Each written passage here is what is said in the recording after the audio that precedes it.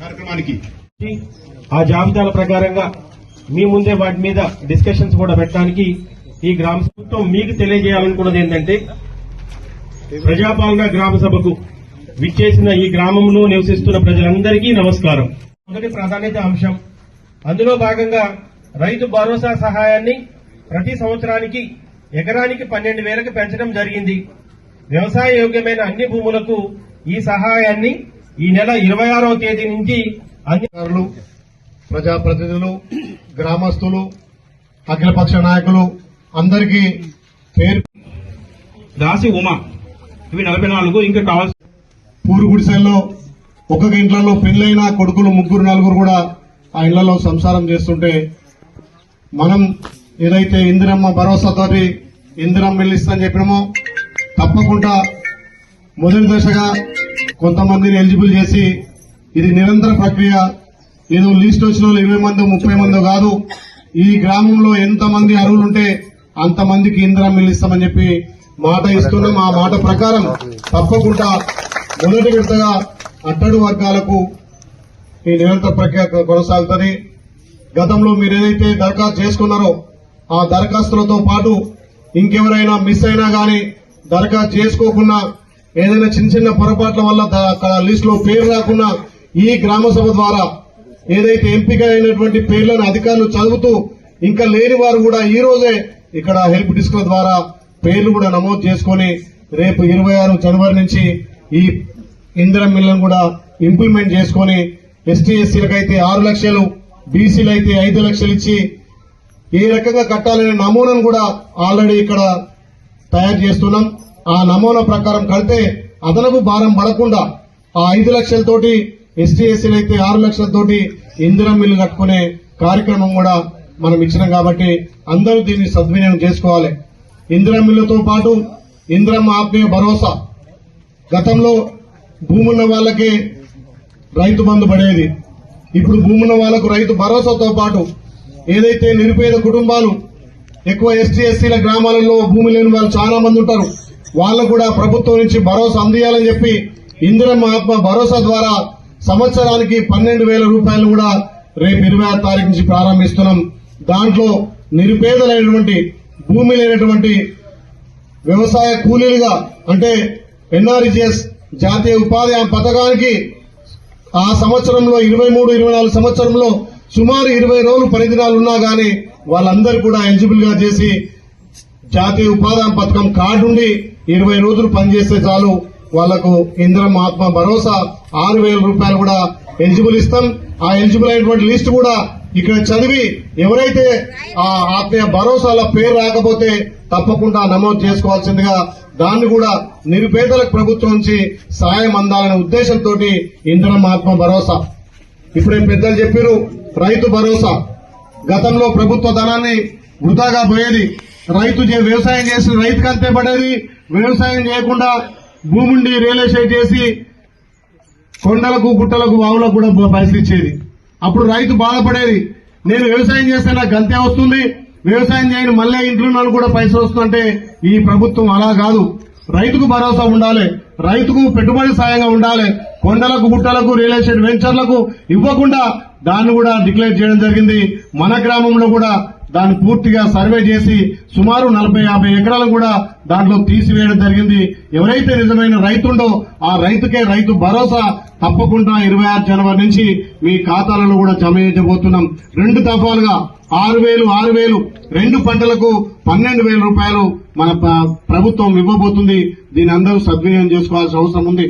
దీంతో పాటు రేషన్ కార్డులు, గత 10 ఏళ్లుగా రానటువంటి రేషన్ కార్డు, పెళ్లిళ్ళై కూడా పిల్లలు మనం అమ్మాయి వేరే ఊరికి ఇస్తే ఇక్కడ రేషన్ కార్డు కట్ అవుతుంది, మరి అక్కడ కోడగలేకపోతే అక్కడ రేషన్ కార్డు రాదు. మనం ఎక్కడే గ్రామం నుంచి అయినా అమ్మాయిని చేసుకుంటే 10 ఏళ్ల నుంచి ఆ అమ్మాయికి గాని ఆ పిల్లలు పుట్టిన వాళ్ళకు కూడా రేషన్ కార్డుతో సహా రేషన్ గాని ఇంకేదైనా సదుపాయాలు లేకుండా గత 10 ఏళ్లుగా ఉంటే మన ప్రభుత్వం మాట ఇచ్చింది. ఇప్పుడు వచ్చినటువంటి లిస్టే కాకుండా ఇంకెవరైనా రేషన్ కార్డు రాని వాళ్లకు ప్రతి ఒక్కరికి రేషన్ కార్డు ఇస్తాం. ఈ రేషన్ కార్డు అనేది నిరంతర ప్రక్రియ. ఎవరు కూడా అయ్యో మా లిస్ట్ లో పేరు రాలేదు, మా ప్రభుత్వం ఇవ్వలేదు అనుకోవద్దు. అధికారులు ఎప్పటికప్పుడు మీకు అందుబాటులో ఉంటారు. ఎవరైతే ఇప్పుడు లిస్ట్ లో పేరు రాని వాళ్ళు ఎవరైనా కొంతమందికి మా కుటుంబంలో మిస్ అయిన వాళ్ళు ఉంటే కూడా మళ్లీ నమోదు చేసుకోవచ్చు. మనం రేషన్ కార్డు కూడా ఇది నిరంతర ప్రక్రియ కాబట్టి అనుకోవద్దు. అధికారులు ఎప్పటికప్పుడు మీకు అందుబాటులో ఉంటారు. ఎవరైతే ఇప్పుడు లిస్ట్ లో పేరు రాని వాళ్ళు ఎవరైనా కొంతమందికి మా కుటుంబంలో మిస్ అయిన వాళ్ళు ఉంటే కూడా మళ్లీ నమోదు చేసుకోవచ్చు. మనం రేషన్ కార్డు కూడా ఇది నిరంతర ప్రక్రియ కాబట్టి ఇది ప్రజాపాలన. ప్రభుత్వం మన గౌరవ ముఖ్యమంత్రి రేవంత్ రెడ్డి గారు ఏదైతే ఇచ్చిన హామీలతో పాటు ఒకవైపు అభివృద్ధి, ఒకవైపు భరోసా ఇచ్చుకుంటూ మనం ముందుకు పోతున్నాం కాబట్టి ఆలయ నియోజకవర్గంలో మొదటగా చైతన్యవంతర గ్రామం మంతపూర్ నుంచే స్టార్ట్ చేయాలనుకున్నాం. ఈ మంతపూర్ గ్రామంలో ఇంత పెద్దగా వచ్చి ఈ ప్రజాపాలన గ్రామ సభకు హాజరైన మీ అందరికీ ప్రత్యేకంగా ధన్యవాదాలు.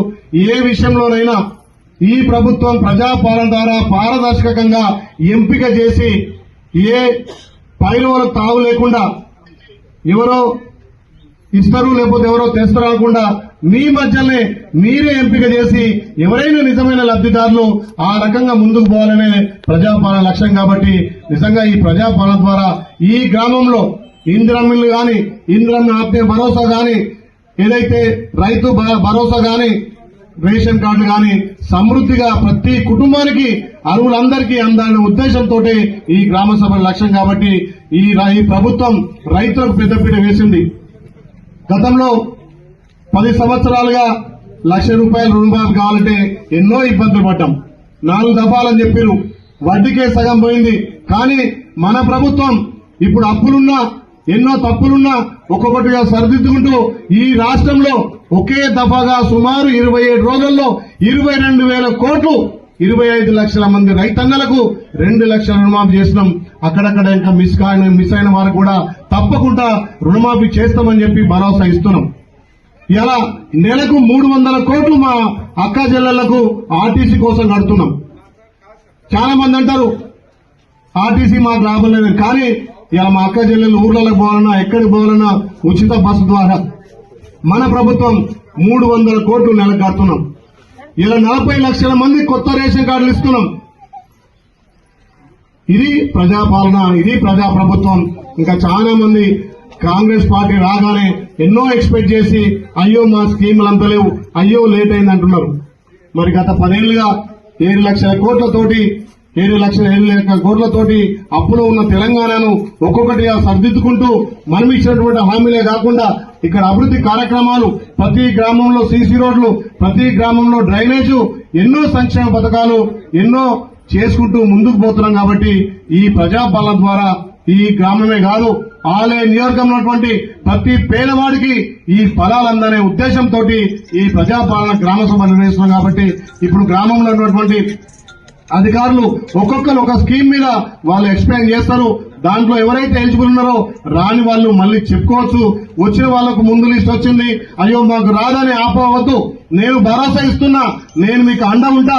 ప్రతి కుటుంబానికి ఎలిజిబుల్ ఉన్న వాళ్లకు రేషన్ కార్డు, ఇందిరమ్మ ఆత్మీయ భరోసా, అదేవిధంగా రైతు భరోసా, అదేవిధంగా మీకు అందాల్సినటువంటి ఫలాలన్నీ కూడా అందే వరకు మీ బిడ్డగా పనిచేస్తా. కాబట్టి మీరెవరూ అధైర్యపడుతూ తప్పకుండా ఈ గ్రామాన్ని ఈ ఆలయ నియోజకంలో రోడ్ మోడల్ తీసుకొని 100% ఫలాలు అందే విధంగా నా వంతు ప్రయత్నం చేస్తా అని చెప్పి మాటిస్తూ గౌరవ ముఖ్యమంత్రి రేవంత్ రెడ్డి గారి నాయకత్వాన ఈ ప్రజాపాలన అందరికి సంక్షేమాలు అందాలి, అందరికి ఫలాలు అందాలి.